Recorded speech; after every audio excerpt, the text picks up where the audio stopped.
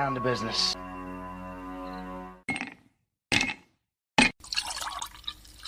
When he drinks, he thinks. That's the nectar of the gods, baby. Hello, everyone, and welcome to the #1 liquid-fueled, liquid-lubricated show on the interwebs. This is the Whiskey Musings broadcast, and I'm sorry, but I gotta do something right quick. Just gotta check everything because I had a problem earlier this week where my computer did a shutdown due to thermal problems, and I've been checking all week long, and it's been fairly stable since. So I have no idea why that happened. But enough about that. So tonight's episode is titled All About Me, and that actually is a double entendre. For those of you that don't know what a double entendre means, it actually has two separate meanings. I will get into those two separate meanings in just a minute. But first, we need to talk about the National Concealed Carry Association. If you honor and value our God-given right to self-defense by owning a firearm, and would appreciate joining a community of like-minded individuals whom welcome firearm owners of all experience levels, then you should consider joining the NCCA. The National Concealed Carry Association, NCCA, exists to serve the Second Amendment community by providing a nationwide network of Second Amendment advocates, offer elite self-defense and concealed carry training from the nation's top instructors, and provide rock-bottom prices on the best selection of gear and accessories. NCCA members enjoy shopping thousands of products with zero dealer markup, unlimited free shipping, and keep more money in their pockets with zero credit card processing fees. The NCCA encourages safe and responsible concealed carry and celebrates those who are brave enough to protect not only themselves, but their families and their communities. If this sounds good to you, visit nationalconcealedcarryassociation.com to join today. As a special bonus, use my affiliate link, ncca.refr.cc/Rick02. That's RICK02 to receive a code for 10% off any purchase at nationalconcealedcarryassociation.com. Once again, use my affiliate link, ncca.refr.cc/Rick, RICK02, and receive a code for 10% off your purchase at the National Concealed Carry Association.com. Visit National Concealed Carry Association, all one word, all lowercase, .com to find out more today. Thank you, National Concealed Carry, for allowing me to be a brand ambassador. All right. This week has actually been pretty packed with a lot of things. I mean, we've had a lot of stuff that has occurred in our world. And we've had a little bit more things kind of get verified for us. For an example, the Clinton Foundation apparently is or not the Clinton Foundation, sorry, but the Clinton campaign apparently is going to pay the Federal Elections Commission some fines due to the fact that they're not going to argue and fight over the apparent potential, I guess, because it's not really proven, but the potential that they interfered with the 2016 election. Now, that's interesting considering Donald Trump is suing them along with a whole host of other people with regards to the 2016 election and the whole Russian collusion hoax, et cetera, et cetera. So I don't want anybody to get their hopes up. I really don't. That's kind of a big thing. But at the same time, be very cautious about it. Be very cautious about what is happening, because somebody who basically accepts the fines is likely not going to, or is likely saying that they know they did something, or at least they can be convicted or found guilty of doing something, and that's the cheaper way out. So I wouldn't necessarily throw a lot of weight behind it, but it's kind of interesting that it popped up this week. Another thing that popped up this week is our fun, loving White House press secretary. I think that's who she is, or she's the spokesperson for the White House, Peppermint Patty Peppermint Patty Pasaki. She is leaving. And what's funny is she's leaving to go to MSNBC. Reports have come out that she is taking off to go to a press job. And what's really odd about this, realistically, I mean, let's face it, she has, she's been caught in some very strong, shall we say, stretches of the actual facts. And it's kind of interesting that she's decided to move on and jump into the press corps. But my understanding is that this was something that was in the works for a while. I could be wrong on that, but that's what I've been told. So it's going to be interesting moving forward, not having Jen Psaki, Peppermint Patty, on the podium, and especially for Ducey to rip into her. So now, why am I talking about double entendres? Why did I name this All About Me? Well, it's sort of coincidental. Let's say the stars have aligned for this night because of the fact that I have completed another trip around that beautiful thing we call the sun, which is actually a yellow star in our solar system. I've completed one more complete revolution around that object.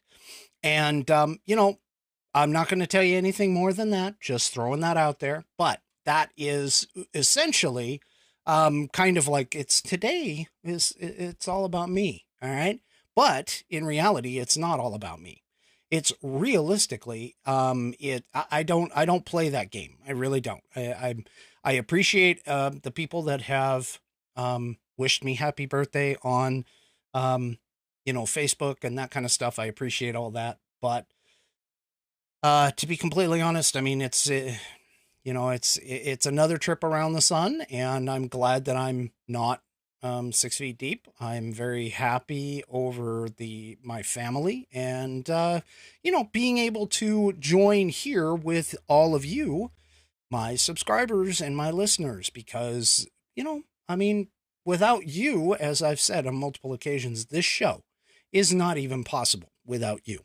So we're going to all celebrate together. We're going to celebrate the togetherness that is the Whiskey Musings broadcast. So thank you. Thank you very much. I appreciate it. And we'll move on. So earlier this week, a avid, I'm going to call him an avid listener, on the Rumble, if you would come on over to rumble.com, go to the channel Whiskey Musings, and you'll be able to join us over there in the chat. In fact, he is in the chat right now, but this gentleman has been giving me some tips and I'll say some hints about things and about stuff. He hit me up earlier this week in the Mark K Show, and that's at markkshow.com. And he also live streams Monday through Friday from, for me, it's 9 a.m. to noon. Back east, it's noon to 3 because that's where he is he's out of Florida. But this gentleman suggested that I maybe find some short patriotic poems and put them up on the broadcast. And so I'm going to do that right now. We're going to go ahead and I'm going to do the first one of these. We'll probably not do it every week like I do some of the other stuff, but this is very important because these are, patriotism, patriotic. This is, hello, this is all about me. So here we go. This is the poem A Nation's Strength by William Ralph Emerson. What makes a nation's pillars high and its foundations strong? What makes it mighty to defy the foes that round it throng? It's not gold, its kingdoms grand go down in battle shock, its shafts laid on sinking sand, not on abiding rock. Is it the sword? Ask the red dusk of empires passed away. The blood has turned their stones to rust, their glory to decay. And is it pride? Ah, that bright crown has seemed to nations sweet, but God, that's big G, but God has struck its luster down in ashes at his feet. Not gold, but only men can make a people great and strong, men who for truth and honor's sake stand fast and suffer long. Brave men who work while others sleep, who dare while others fly. They build a nation pillars deep and lift them to the sky. Now, I picked that poem mainly just because Ralph Waldo Emerson, known as William Ralph Emerson, he wrote about where a nation's strength comes from. And where a nation's strength comes from is not from gold, is not from pride, is not from any of that at all. Where a nation's strength comes from is it comes from its people. It comes from you and me. It comes from us standing up and saying what we need to say for the nation, standing up for the ideals, the morals, the standards of the country. And standards, I'm not talking about like a flag. What I'm talking about is the standards of the country, meaning the individual standards that make up the society for that country. That's what he is referring to. It's the people that make the strength. And it's kind of ironic that he did that because that he wrote about that because of the fact that we as a nation, in terms of what we have done, I mean, think back throughout all of history. It wasn't necessarily our money. I mean, yes, we built ourselves into an industrialized nation, became one of the richest nations in the world, but it's due to the people.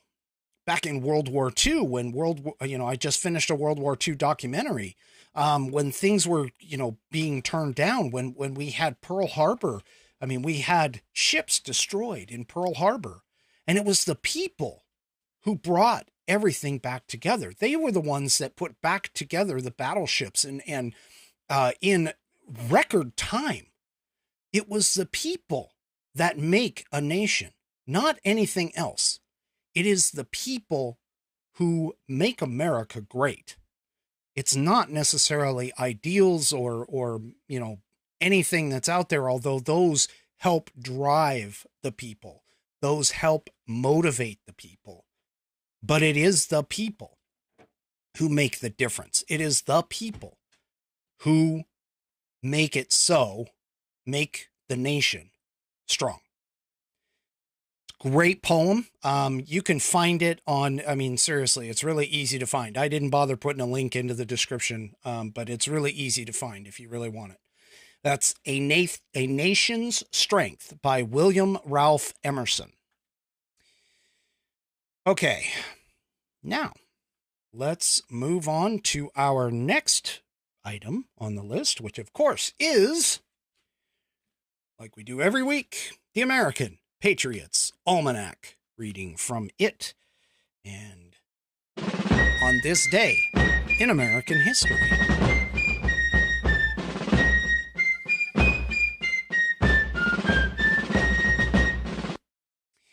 And today, on this day in American history, we have for April 2nd, In Search of the Fountain of Youth. Kind of apropos, considering the celebration of the day. Floridians observe April 2nd as Pascua Florida Day. And I'm not even sure I'm pronouncing that right. It's Pascua. Pascua, Florida Day, the day in 1513 that Spanish adventurer Juan Ponce de Leon made the first known landing in Florida by a European explorer. Ponce de Leon, born to a noble family in Spain, first came to the New World in 1493 with Christopher Columbus's second expedition. He later conquered Puerto Rico and became its first governor. According to tradition, it was there that the Indians told him of an island to the west blessed not only with gold, but with a magical spring that restored youth and cured illnesses. In 1513, the eager conquistador sailed from Puerto Rico with 3 ships to find the island, its gold, and its miraculous fountain. On April 2nd, he stepped onto a beach somewhere near present-day St. Augustine. The exact spot is uncertain, and claimed the land for Spain. He named it Florida because he arrived at Easter time, which the Spaniards called Pascua Florida, the Feast of Flowers. The Spaniards sailed around the southern end of Florida, which they still took to be a giant island, and up the west coast. Finding neither gold nor the mysterious fountain of youth, they returned to Puerto Rico. 8 years later, Ponce de Leon made a second trip to Florida, this time determined to found a settlement. He landed on the west coast with some 200 men, horses, cattle, and supplies, but the Spaniards soon found themselves at war with the Calusa Indians, who shot poison arrows.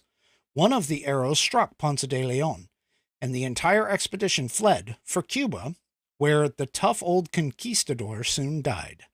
He was buried in Puerto Rico. The words, "Here rest the bones of a lion," is inscribed on his tomb. So ended the legendary search for the Fountain of Youth. That is on today's This Day in American History from the American Patriots Almanac. I'm going to scoot it over so it gets into the frame here. All right. And that book you can find on Amazon. It's not that expensive. And there's a lot of wealth in there. There's actually, there's some stuff in there about different flags of throughout our history. I was looking, there's a section in between March and April that talks about famous American movies. So there's a lot more to it than just historical significance on each day. But it does provide with an interesting amount of background. So if you're interested in getting that, go ahead and you can visit Amazon or for your favorite bookseller, wherever books are sold, and find that little project. Okay, so all about me. Have you noticed that the left, honestly, has been seriously fighting against this app, or not aptly, but they named it a falsehood. I mean, it's the Parental Rights in Education Act down in Florida, but they named it the Don't Say Gay bill because that just, it makes it sound immediately, just out of the gate. If all you were reading was the headlines on Don't Say Gay, you would just immediately be like, oh my gosh, that's horrible. But when you start actually digging into it, there's nothing mentioned about the word gay within the text of the bill. In fact, its purpose, honestly, is to just prevent the sexualization of first through third graders, mostly kindergarten through third, but first through third. And it's designed to prevent the teachers from hyper sexualizing things and talking about not only about, transsexual, transgenderism, homosexuality. It also bans at the same time talking about heterosexuality as well. It just basically what it does is it pretty much just says nobody talks about sex in the classroom from the standpoint of the teacher instructing about sex. And this has caused a bit of a backlash. And there have been a lot of people who, and especially those on the left, who are like, you know, oh my gosh, this is horrible. This is absolutely, you know, I can't even believe this, because now I can't even talk to my kids about my relationship or, you know, who I am. I mean, this one teacher went to TikTok and she got and Dan Bongino has a clip of it where she got on TikTok and she was complaining about the fact that, you know, she can't talk about her relationship with her, significant other. She's apparently she's married. And I'm calling her a she because that's what I'm assuming she is. But, she's like, you know, before, and this is essentially what she says in the video, you know, in the past, I've been able to take like a get to know you kind of paper and hand it out to my classes. And I make up one as well. And I hand it out to everybody. And I put certain things on this piece of paper to try and explain who I am, you know, what I'm doing, so on and so forth. She goes, how am I going to be able to do that moving forward with this whole idea of this Don't Say Gay bill? Okay. She is concerned about how she can talk about her personal relationships with the kids. And it's not just her. I mean, there's a bunch of people. In fact, I saw just before the show, I saw apparently a breaking news. It's not confirmed, so please do not consider it confirmed. But a breaking news that apparently there are a bunch of Florida teachers who are now setting themselves up to quit because of this. And, you know, the thing about this is even Disney, honestly, even Disney has come out against it. And at least their CEOs have come out against it, and they are, you know, actively in the public eye talking about this, the passing of this bill and how it's so detrimental. But the critical thinker, the critical person that looks at this and says, okay, wait a minute. First of all, okay, the bill, number one, the bill doesn't say the word gay in it. In fact, it doesn't even talk about any specific orientation in any given way, shape, or form. All it says is that within the classroom from kindergarten through third grade, you're just not going to teach about sex or sexuality. Now, your standard average person who would take a step back, especially parents, I can tell you kids are naturally curious, okay? But having two of my own, you know, they're naturally curious about certain things. But the reality of it is as a clear-headed thinking adult, you can generally direct them in other directions. They don't necessarily, you don't have to go into like a full, huge explanation about stuff. In fact, the reason I say that is because kids' minds are fleeting. And yes, they sit there and they ask a bunch of questions. They always will. They're very curious about the world around them, especially when they get to the point where they can actually talk. They will be curious about the world around them. But the thing about it is that generally speaking, you don't have to give more than just a short, simple answer. It doesn't have to be a big diatribe about how, you know, how you feel or how, you know, I mean, I can't even describe any of that. It doesn't have to be that much.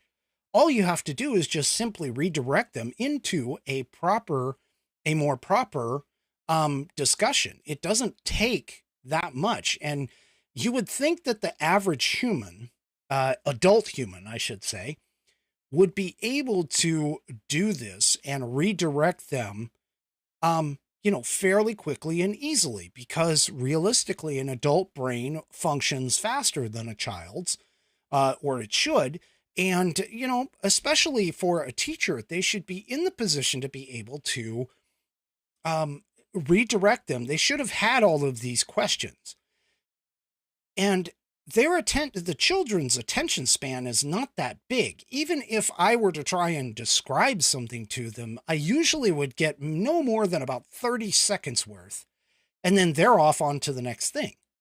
So it's not like you can have this huge, deep dialogue with these kids about what's going on. So why these teachers are feeling the need to, one, hyper extend themselves toward this whole idea.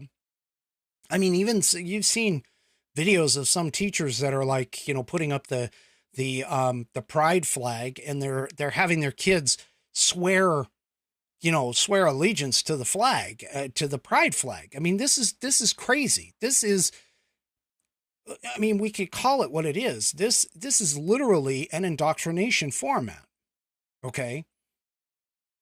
But the funny thing about it is that, you think because it's so core and central to the mainstream media, you would think that the number of people that this is, affecting is just massive amounts, massive people. When in actuality, the individuals who are in that bracket are less than, I think, if I remember correctly, the number somewhere around 8%, 8 to 10% of the population to fall within the LGBTQ1A, whatever kind of thing is identifiable anymore. I mean, it's not a large percentage of the population here that we're even discussing. And the fact that they are pushing for this makes you wonder. It really makes somebody step back and go, wait a minute. Okay. So I'm going to digress just a little bit here. Okay. And basically what I'm going to do is, back in my day, when it's my birthday, it's all about me, right? Back in my day, when I was in school, I did not know hardly anything about my teachers, realistically, outside of the classroom. Occasionally, we might run into them at the supermarket because, especially if they lived close to where I lived. But the reality is that, we didn't have all these conversations about, in fact, half the time I didn't even know their first name. I only knew them as, Mr. or Mrs. So-and-so. Okay. But to even ask, and maybe I saw one at church. I don't know. You would see them in public occasionally, but it would feel weird to me as a child to even have a conversation with that individual, outside of the classroom. It never sat right. And to sit here and say that you as a teacher have to have a full-on conversation to fully explain your personal individual beliefs. And it doesn't even have to be like dealing with sexuality. It could be dealing with anything. I didn't know what political party my teachers were, affiliated with. I didn't even care. I barely even knew about politics, honestly, other than the major events. Say, for an example, when Reagan got shot, and almost assassinated. When we wrote to President Reagan and we got essentially a mimeographed letter back. It wasn't even one of his famous handwritten ones. But, outside of those events, there really wasn't like a full-on cognizance, let's say, of a teacher's political viewpoint, whether or not they were even married, whether or not they had kids, unless you happened to live near them and you were, maybe friends with their kid or something, or they were going to the school. In fact, I can't even recall any such time that I actually interacted with a teacher on a individual personal level within the classroom. It was always about whatever they were teaching, whether it was math or English or science. In fact, I got into a fight one time at a bus stop. And I was in 5th grade. I got into a fight with a 6th grader. The 6th grader was bullying a 1st grader. And I stepped in to stop it. The 6th grader and I kind of got into it. The bus came around the corner. And, I mean, this was like a kid scuffle. It wasn't even a full-on fight. But, the two of us ended up in the principal's office. And the thing that was so shocking to me was later on, I mean, obviously my parents were called. I didn't visit the principal's office at that school very often. And in fact, I think that was even my first trip to there. And anyway, I found out later from the story that my parents told me was that my 5th grade teacher went down to the principal's office. When he found out what had happened, he went down to the principal's office and actually defended me. Now, the thing that's so odd about this is the fact that that particular individual, I thought he was horrible. I mean, I really didn't like him that much. And, as an instructor, because he kept pushing me. And at that time, I wasn't interested in being pushed. But again, going back to that whole thing, I could not believe. And even to this day, I still have a memory of him after the fact, after I had found that out. And it's not that our relationship necessarily changed, but I was, let's say, a little more respectful of him afterward.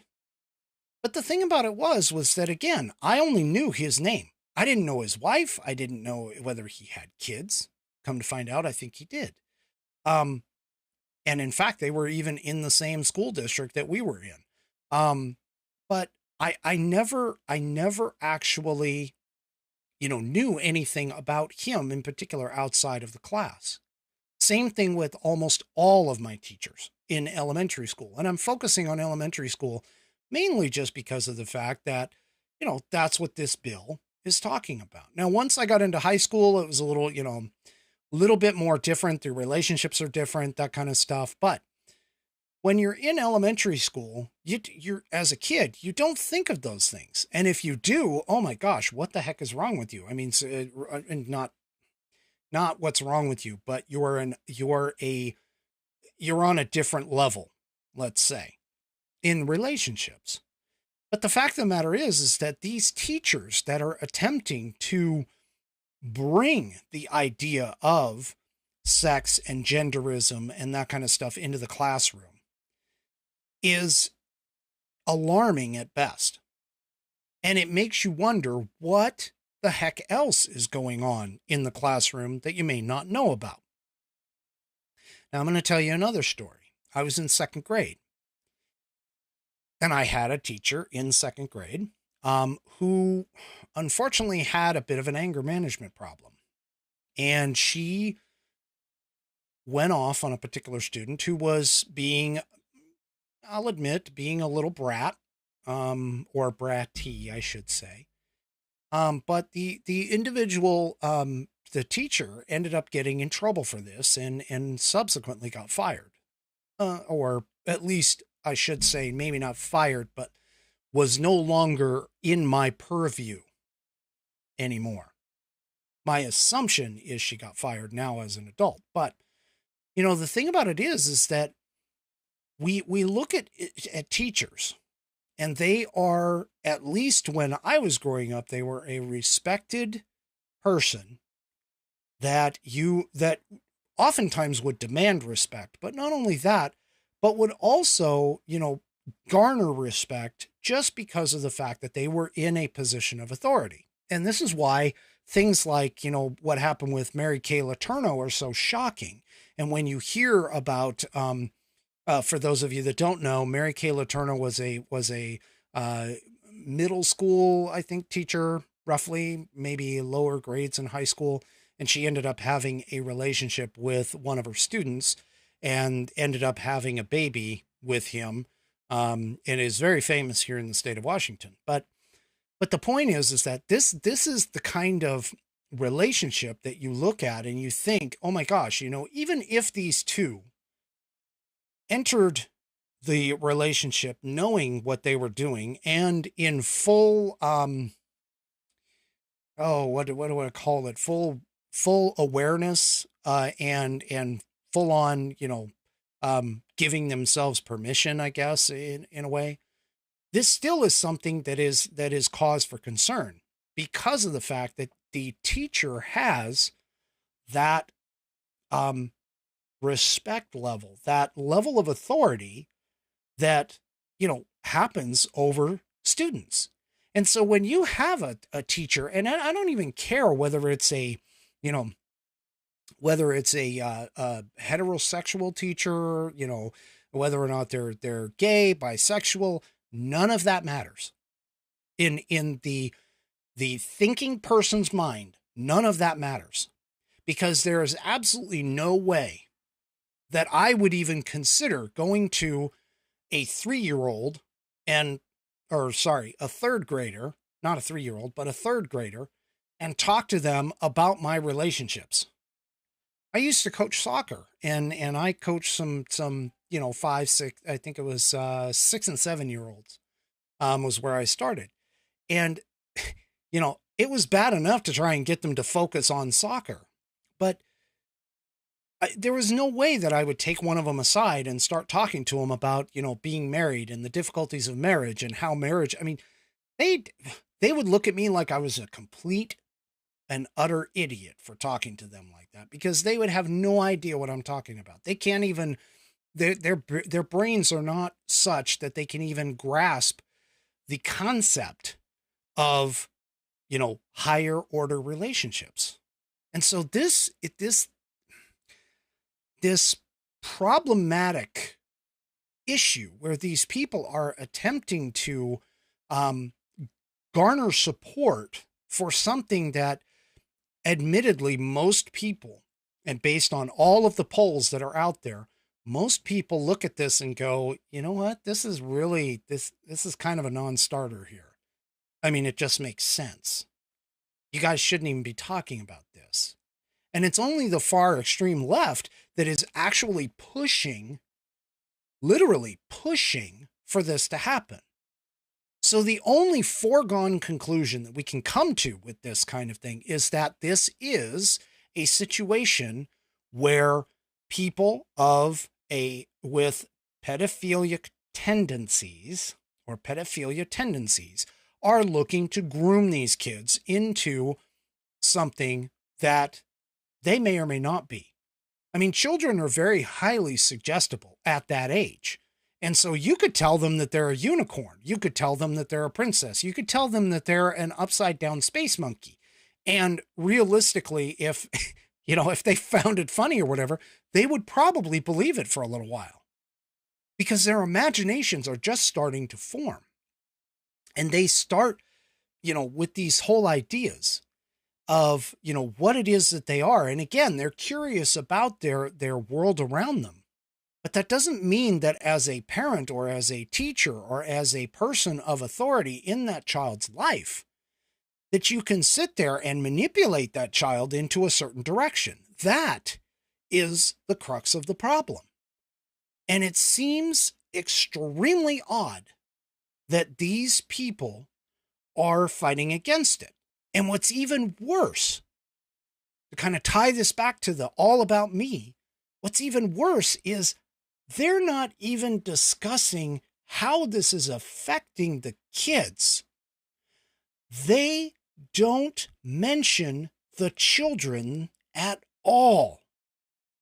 What they say is, well,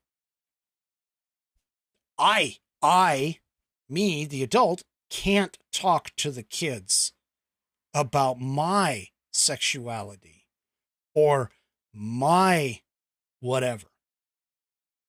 They're focused inward on themselves. They are looking at it as, well, this is all about me. It has nothing to do with whether or not it's logically correct for the kids to do. It's all about them. Well, I want to be able to talk about whatever I want to be able to talk about. Doesn't matter what it is. But of course, because I'm in a same-sex relationship, I want to be able to talk about my same-sex relationship. The question has to be asked, why? Why is it so important for you as the teacher to talk about that relationship? What is it that is driving you such that you yourself need to talk to essentially a captive audience about your situation? It shouldn't even be a subject. It shouldn't even be a topic for conversation at all. And if it does come up, squash it quickly. Answer the question, move on. Or do like Buddy says, just be honest and say that it's personal. You don't even need to broach the subject with them. But here they are, they're going into the classrooms and they're setting their classrooms up in a certain way.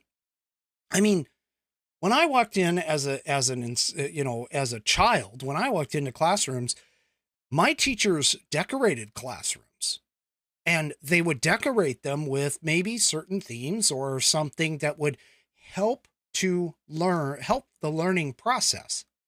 So for an example, I go into English class. English would have posters and pictures and maybe some, art or something about books. And maybe there was some stuff about, journaling or, whatever. When I would go into science, you would have all kinds of, science equations all over the wall. Why? Why is it so important for somebody to go and throw up like the pride flag as an example? I mean, I understand you're proud. I get it. I understand, you feel as though you should be expressing yourself.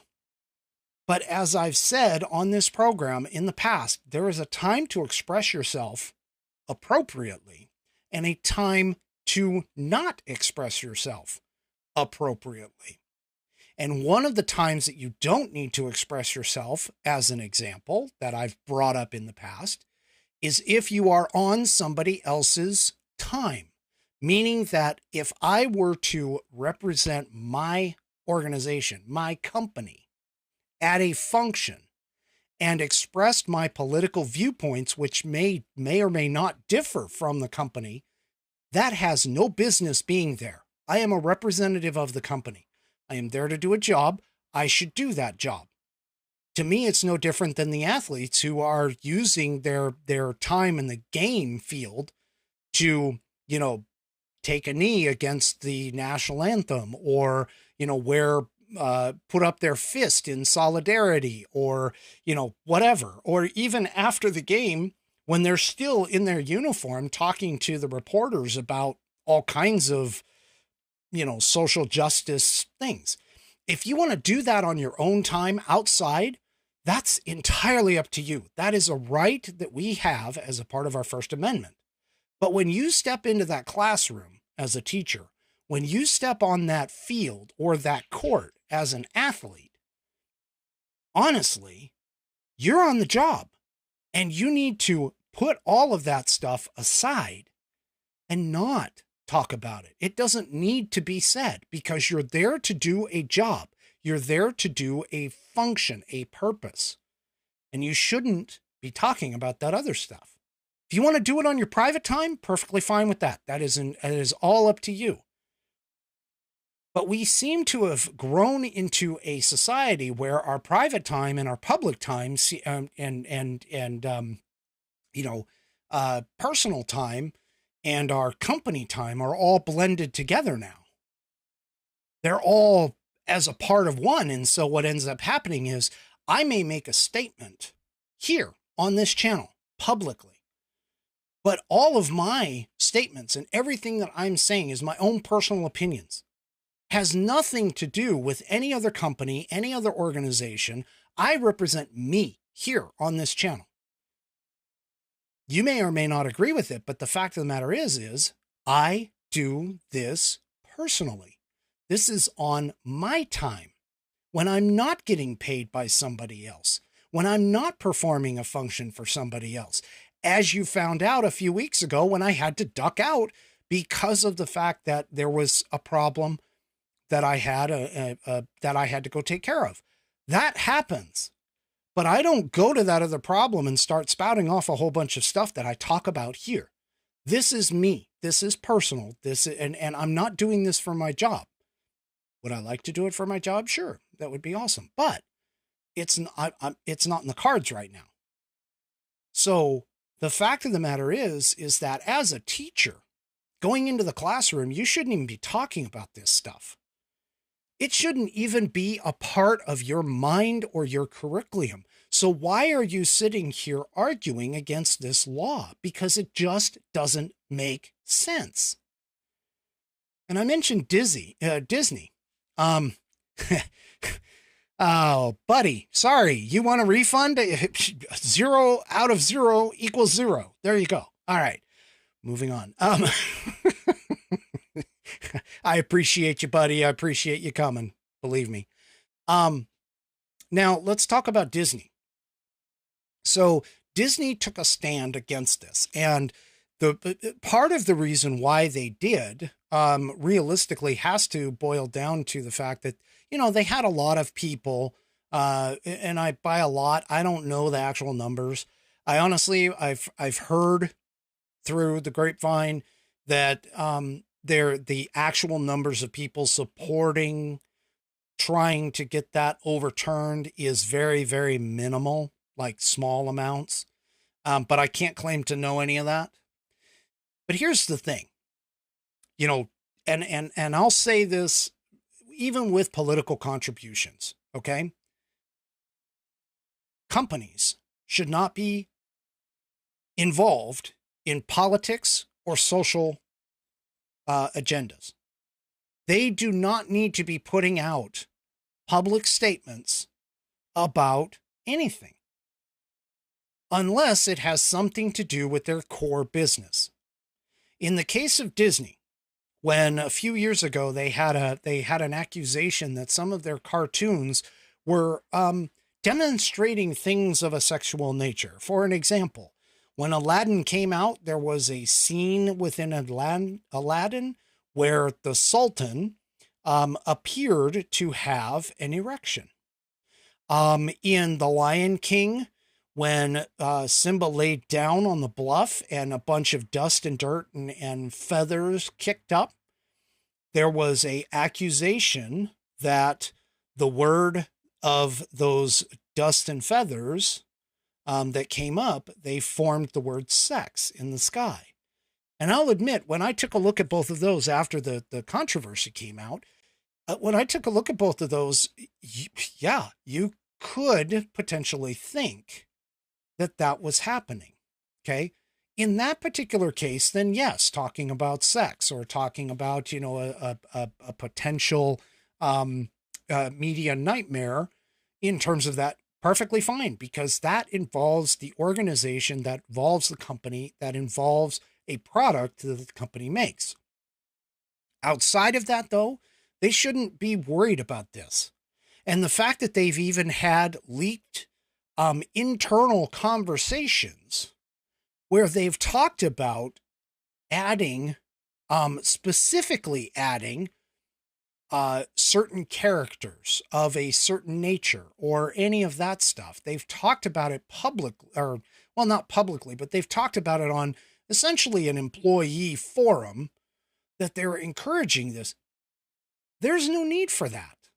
Just do it. I mean, if you're going to do it, just do it. That's why all the publicity? Why do you even need to push that kind of agenda? There's no reason to do it. And most Americans, I think, a majority, will probably sit there and say, look, whatever you do in the bedroom, whatever you do on your private time, that is all on you. I don't need to know it.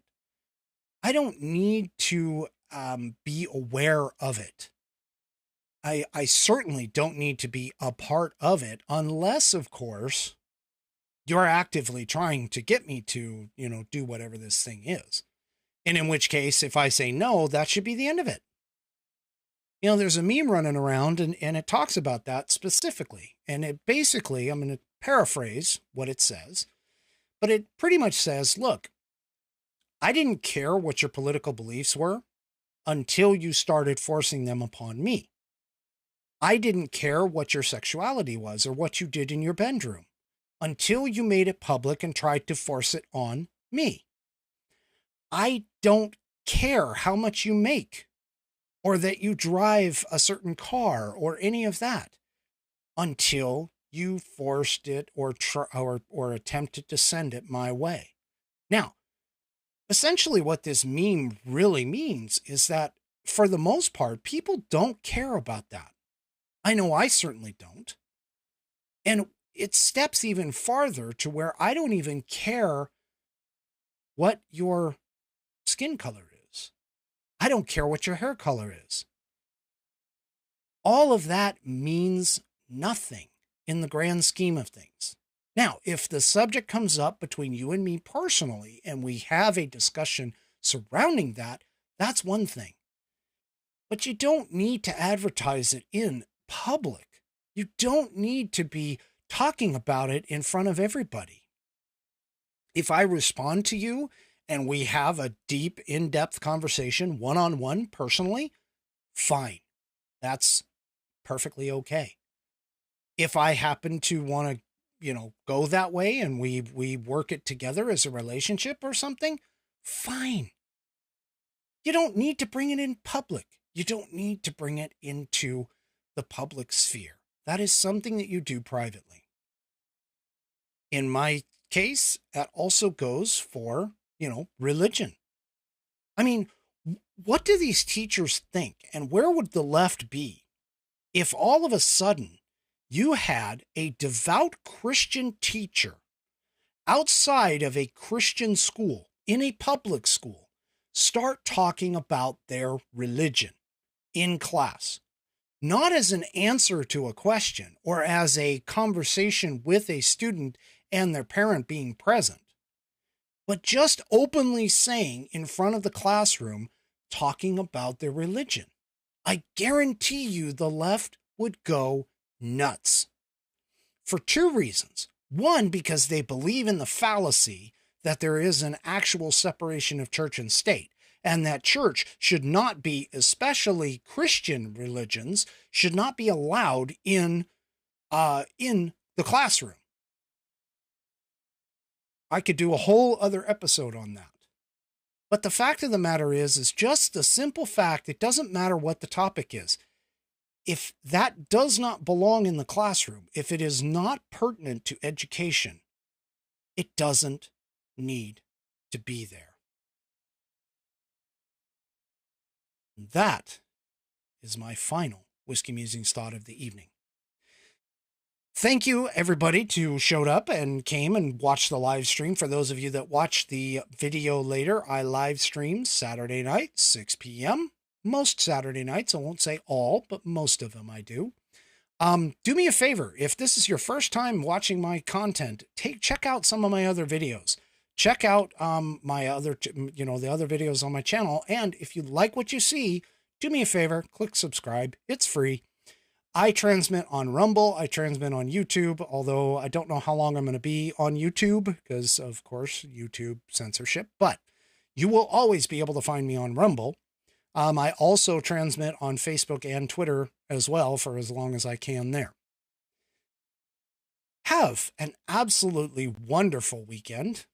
And I appreciate you stopping by. I appreciate all of my subscribers and everyone who watches this video. And we'll see you next time on the Whiskey Musings broadcast. Good night, everybody.